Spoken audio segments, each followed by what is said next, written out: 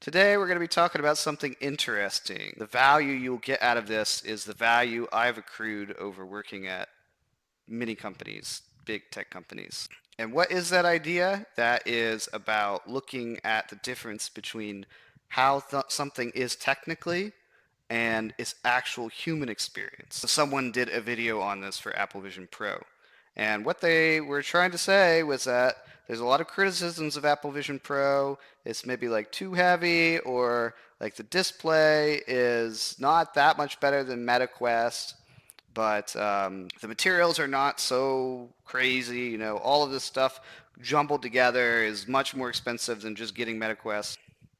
And you can make all sorts of like technical criticisms about Apple Vision Pro, like the damn field of vision. The field of vision is too small. It's slightly smaller than MetaQuest, stuff like that. Battery life is not so great. You have this wire coming out, blah, blah, blah. And it's super expensive. But it ignores just like a couple things that are really important, which is that it's fun to use. The user experience, someone who doesn't know the technical details just feels like it's magic. You drag around with your fingers, like doing this. And also, it just looks really cool, right? Or at least a lot of people think it looks cool. Some people have told me it looks ugly, but a lot of people think it looks cool. It has that wow factor, right? So this is like the human experience. It has nothing to do, it's like kind of disconnected a little bit from the technical stuff. This is also true in tech companies. As a machine learning scientist, what I do is I try to improve the product by improving the machine learning model or adding more data into the model or better data, and now you're getting better outputs or something. And then how do we measure that? We have these different metrics. We look at the error rate or how close it is to the output we're predicting.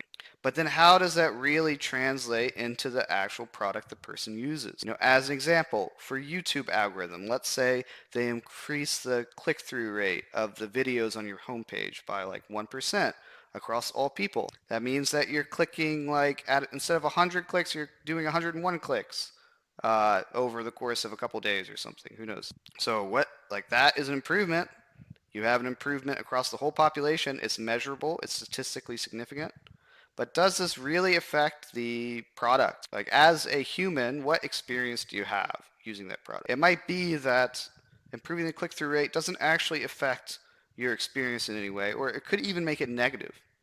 So I heard from someone told me a secret that by optimizing for click-through rate on YouTube, you end up showing videos that are samey, like videos that feel the same across the board. And that's actually a worse user experience. Another thing, I was working on something for video editing, and I was trying to ask people, like, if you have some program which does some video editing and it takes like 30 minutes to do, is that a good experience?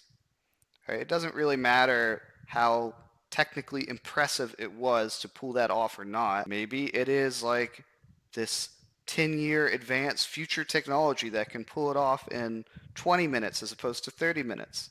And that is super impressive for people of today, technically. But that might not be enough to actually move the needle on whether people enjoy that product or not. So there can be disconnects between your measurements and whether the product actually resonates with people and whether they enjoy it. The vibes. Disconnect between the metrics and the vibes. The vibes are what we care about the most. We actually love vibes. Metrics are slaves to the vibes. Last example. Do you know that ChatGPT can import PDFs? So you can throw your PDF into ChatGPT and then you can talk to it. You can ask it about the PDF. But you still got these products like talktopdf.com or something. I forget the website name. It's about talking to PDFs.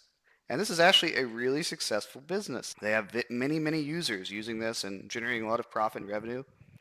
And the thing is that people don't really want to think about using ChatGPT for everything. They actually much prefer to see like this very specific product that tells them that they can do it and how to do it exactly. And that feels much better, even though you can actually do it with ChatGPT without a specialized product. People like the talk to PDF specific solution. They just like it.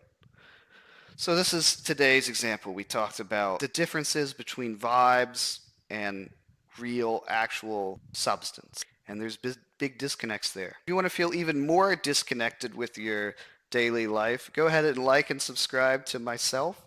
This is Dr. Juice. I will see you in the next video.